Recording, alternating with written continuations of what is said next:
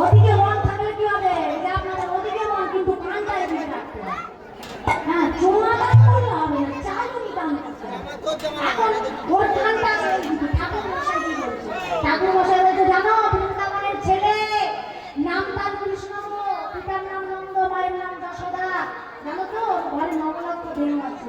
আর তাছাড়া ওর কাছে যদি কেউ কিছু চায় কম পায়, না চাইলে তারা অনেক পায়।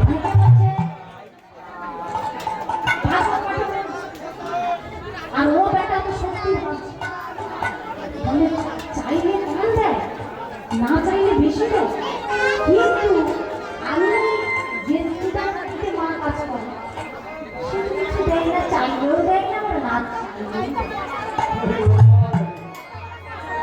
ভালো করে শুনি তো ব্যাপারটা। কানটা খাড়া করে বিহারে শুনি। জানো নবলক্ষ ধেনু, জগতের মানুষ যদি কিছু চায় তার কাছে অনেক কম, না চাইলে মনোভূতি সে এত দেয় যে সে রাখতে পারে। বিহারি চারি পাঁচ এখানে দাঁড়িয়েছিলাম বলে আমার লাভ হলো, লাভ হলো, এখানে এসেছিলাম বলে লাভ হলো তো। আর মাকে আমি ওই কীর্তি জমিদারের বাড়িতে কাজ করতে দিলাম।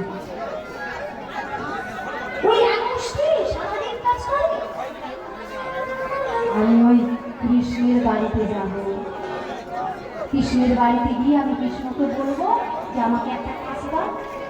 হ্যাঁ, ও তো মনে হচ্ছে ধন দেয়, না চাইলে হ্যাঁ অনেক দেয়, চাইলে কম। খাওয়া গাছ উঠে গেল, ছুটে গেল মায়ের কাছে। মা, ও মা, বলছি আরে এত পাইছিস বাবা, খুব কষ্ট করে অপেক্ষা করে বসে আছি। মা আর আমি না একটা ভালো চাকরি পেয়েছি। চাকরি? হ্যাঁ, খুব আনন্দ হয়েছে। শোনো মা, তুমি এখনই গিয়ে ওই জমিদারকে বলবে যে আজ থেকে তুমি জমিদার বাড়িতে আর কোনো কাজ করবে না। মা বলছে আরে জমিদার বাড়িতে যদি কাজ না করি তাহলে আমরা মায়ের ছেলে খাবো কেন্দ্র। ও মা, ও চিন্তা করো না, ও চিন্তা করে কি হবে মা? জানো আজকে আমি আসার সময় ওই এক ঠাকুর মশাই বলবো কৃষ্ণ মন বুঝে ধান দেয়, চাইলে কম, না চাইলে বেশি। তাই জানো মা, আমি ওই বৃন্দাবনে কৃষ্ণ বন্ধুর বাড়িতে বিদায় বন্ধু। মা বলে বোকা ছেলে, কে বলেছে কৃষ্ণ বৃন্দাবনে আছে? কেন মা? ওই তো ঠাকুর মশাই বলেছে। ওরে পাগল, ও তো ঠাকুর মশাই ভাগবত পাঠ করেছে। মা তুমি জানো না? আরে বাবা, কৃষ্ণ ভালো ছিল বৃন্দাবনে। তাহলে বলি যে আমাদের ভগবান, তাহলে আমি যদি এখন কৃষ্ণকে যাই, কৃষ্ণকে পাবো? হ্যাঁ, পাবো না।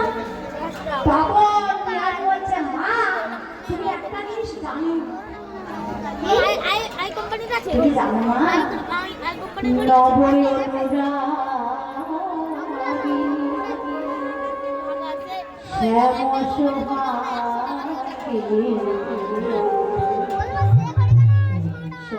চলে কুঞ্জবনে